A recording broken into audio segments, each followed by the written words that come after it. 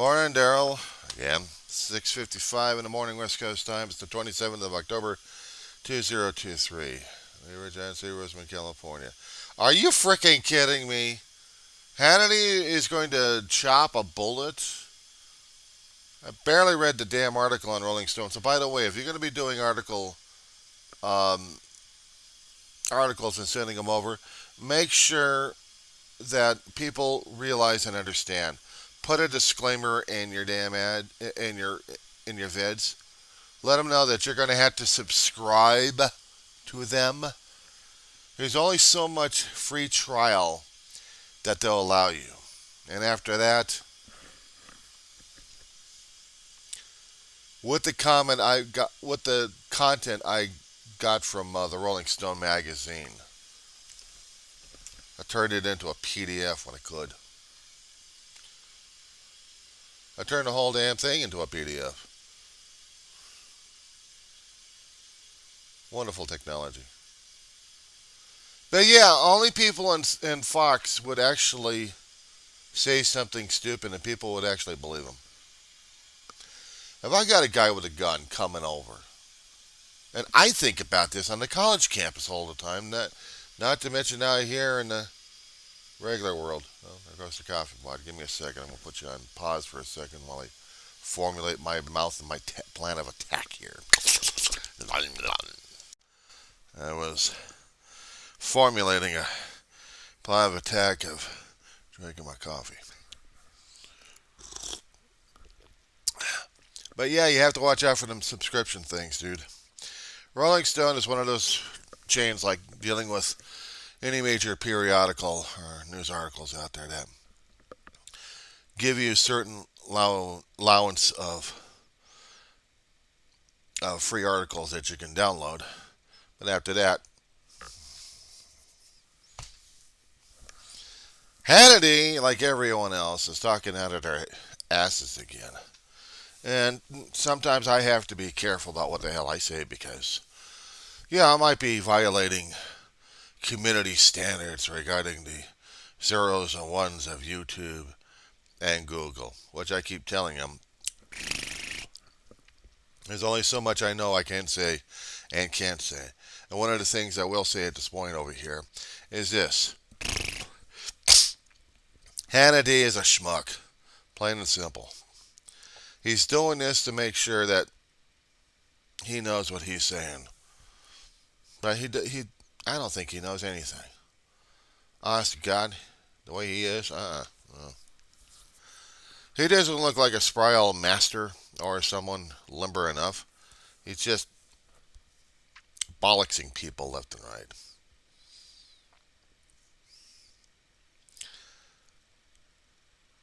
Now, I'm going to get back to what I was going to say before I got sidetracked on this one. With all the damn shootings we have on different places and different campuses, if you manage to take a look at, or just type it in LA County Sheriff Department, or LASD, um, concerning about what shooting scenarios people have to follow. I know they're going to have to update them if they haven't updated them yet. Let me take a look. It's usually hide, run, or something like that. LASD. Oh, run, hide, and fight video. Okay, so I just want to see. It's called, and this was done several years ago, and they need to update this one. There is, if I'm not mistaken, I'll have to find a link for this. Run, hide, and fight. What to do in an active shooter situation. Something from the 13 News Now, and this was done 11 months ago. This was updated. And another one saying surviving an basically LA Unified hadn't, not LA Unified, but LA Sheriff Department hasn't done it. But the old thinking was run, hide, and fight. If you can run, fine. I'm in no damn shape to run. If I can hide, if I'm lucky, how do you hide? How do you hide a Hindenburg? But can you fight? I'm going to have to beat the crap out of him with a damn cane. That's what I'm going to have to do. Serious. A complex like this, in an apartment complexes, they generally don't allow guns, and you generally don't advertise the weapons.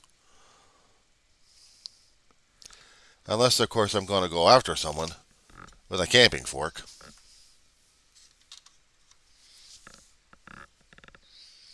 And hold it in a threatening position where I'm going to be doing some damage.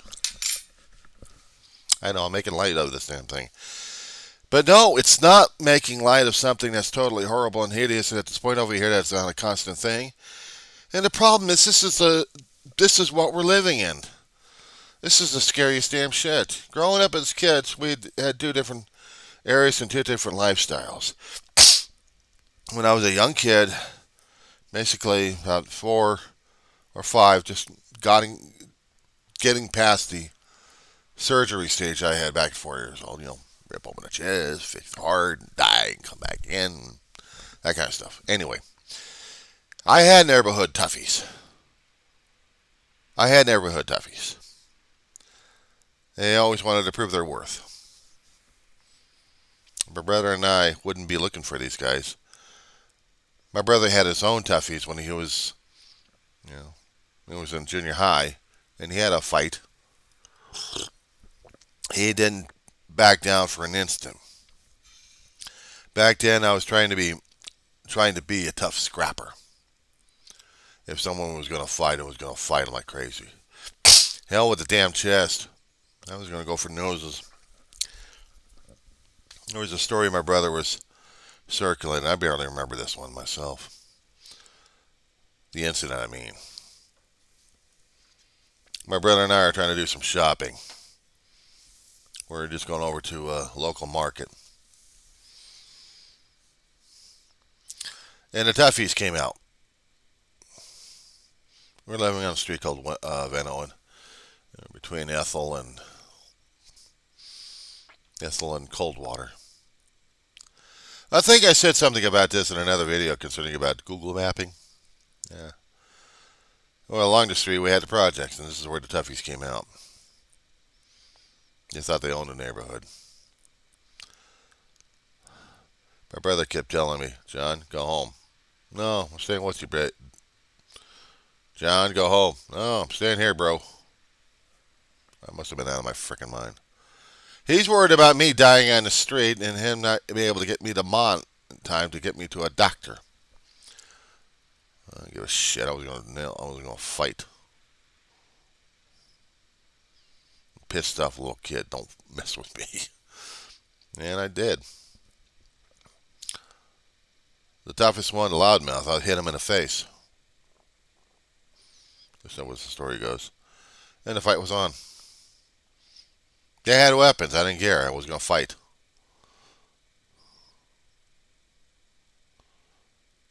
My brother convinced me to get help. Go home, Mom. Call cops. He was going to take care of him. And I ran home. Talked to Ma. She called the cops. They came out. My brother came home bloodier and shit, but, we get to groceries a little bit later with Ma.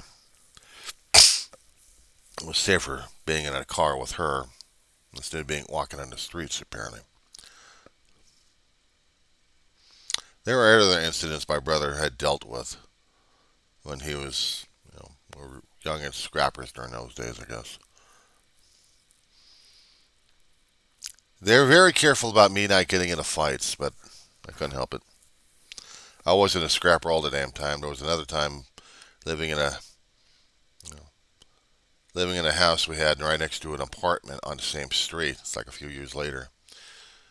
It's just about 1 or 2 years before we moved out. And the apartment kid was mouthing off like crazy.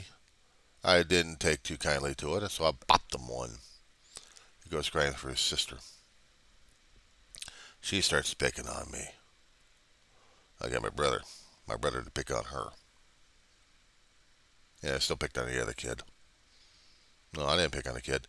I just fought him. Called it truce afterwards. I wasn't going to take any scuff. As a young kid, I wasn't going to take any scuff during those days. And during those days, we had to worry about knives and broken glass and chains. Hardly ever worried about the gun.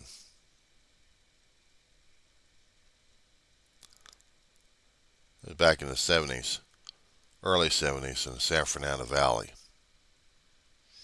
But there have been other places in the valley that actually did live and died by the gun. I was fortunate enough not to deal with that one. Except for one particular situation dealing with my own kin who was strung out, waiting news from his dealer. Said before, my brother was in the program long before I was, for drugs and alcohol. Let's just say that knocking on the door and sticking my head into the door without getting acknowledgement from my brother was not healthy. But telling him what happened, telling my brother that there was a phone call for him and closing the door and trying to block that damn vision out. And this is when I'm a teenager and I'm going to high school. Yeah, some things you just don't want to remember all your life, I'll tell you that much. So yeah, did I actually face a gun? Okay. But anybody else for that matter is a different story altogether. Now out here, people still have to keep learning the hard way. Run, hide, and fight. How do you fight a gun? Close quarters is one thing. If you got advantages, maybe. Otherwise, you're hostage. What scares the hell out of me is being in a bus, and then we got somebody doing a bus takeover. How the hell would I handle that one? Closer to the action, you think I'd be able to handle it? I don't know, because the way the bus's layout is. In our current transit buses that we have there, Daryl, we have the handicap area directly in front, and it's a big area. But they also have fold-out seats. If the area is clear, I still have a barrier to deal with if I'm going to reach the bastard. Now, if I was actually physically able to do this, be very quick about shit. But you're dealing with a bus that's going to be rolling. So much for running and hiding and fighting during the time. But if you actually add something of chemical, then everyone else gets the damn thing. I hear deodorant works in the eyes. I just have to carry a small can of deodorant with me. Well, I need it for my body odor. But in a campus of a school campus, that's what scares the hell out of me right there. A long while ago, before they started doing all these modifications on the campus, several years ago when I got into the campus, my brother had to make me watch that old LA Unified, Los Angeles County Sheriff's Department video called Run, Hide, and Fight. And in this particular video, they're showing different scenarios on how to survive. You're going to run? Run. If you're going to hide, hide. Unfortunately, the bathrooms are lousy areas, but, pray like crazy. Fighting is a different thing altogether. On the campus, we don't have anything to fight with, except maybe our books. Anybody else bringing a weapon on the campus, man, they're going to get their asses reamed on this. They're going to get tossed on their ear, and they're going to get arrested like crazy because the campus rules that we have are no bringing weapons on the campus. I'm going to show this for demonstration purposes, okay? This is just to soothe Google and YouTube without them having a conniption fit over this one. I have a Swiss Army knife in my hands. I'm bringing it up to the camera. I used to have a bigger one, and I loved that bigger one. Oh my God, it was bigger, heavier, and had a bunch more stuff on it. But this works, barely. I miss that big monster. It's good for throwing things. I mean, it was good and heavy, like the weight of a rock. This one, well, barely a rock, but still the impact. This is not allowed on campus. The multifunctions that we have on here, some of them are actually useful as useful tools. Except, what is a Swiss Army knife's primary function? Blades. Click. I mean, good, makes a good letter opener, I'll tell you that much. Little scissors on there, the damn thing works right. Screwdrivers, I need it. Definitely need a screwdriver.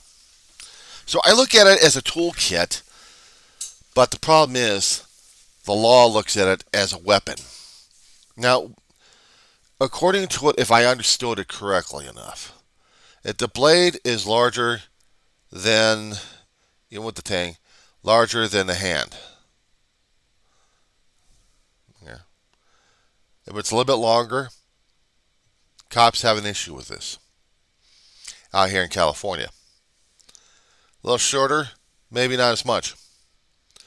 But it's still a stabbing weapon, or considered a stabbing weapon, therefore not allowed on the campus. This is as much as I understood throughout the years of dealing with things getting changed left and right and rereading and rereading and rereading what the school guidelines are. And they don't change much. Those things are still on there.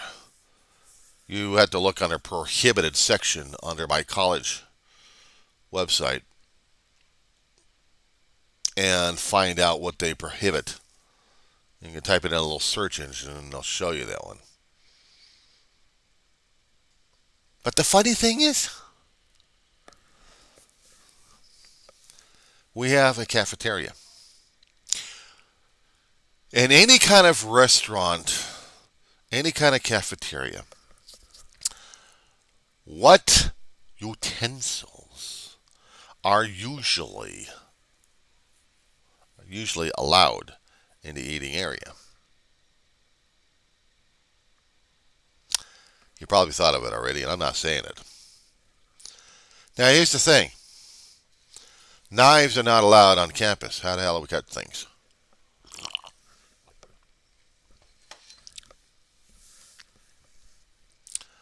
If I understood it correctly concerning about what prison does, in there you learn different skills that you barely learned out here. And I haven't been to prison.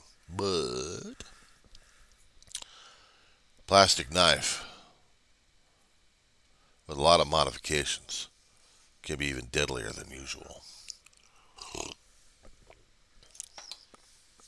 And I'm not about to give step-by-step instructions on this damn thing. It would be useful as a weapon in a last resort. I mean, if I'm in a cafeteria and there's no way out, and I have utensils with me, hello. Think fast, improvise fast.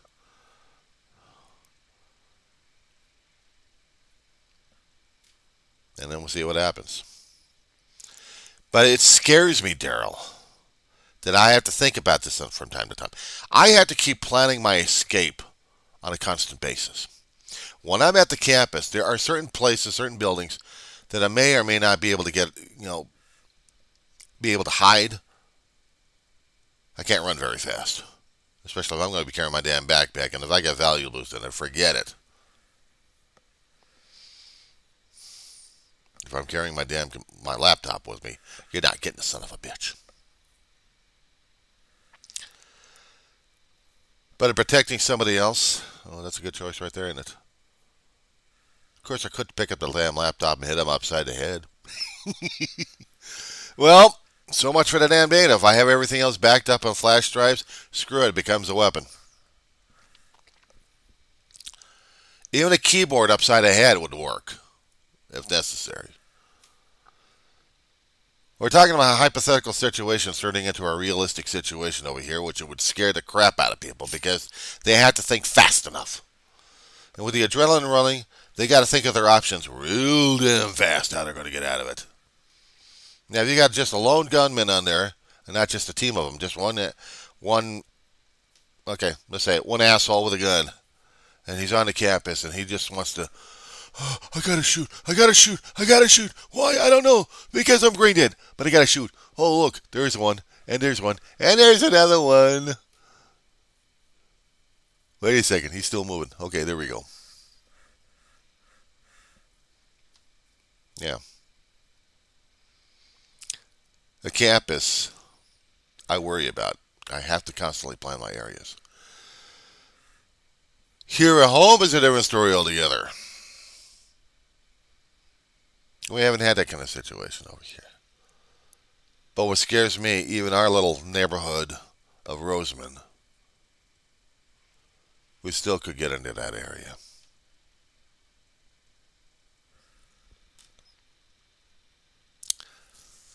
Hearing what Hannity had to, or actually reading what Hannity had to say, I'm still trying to scan the YouTube channels to see if he actually said something like that.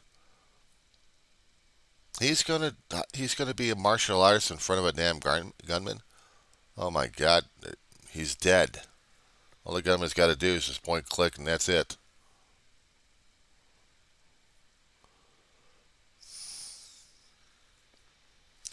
It's a hell of a world we live in, Daryl. Let's hope they catch that main son of a bitch out there. Let's hope you're safe, pal.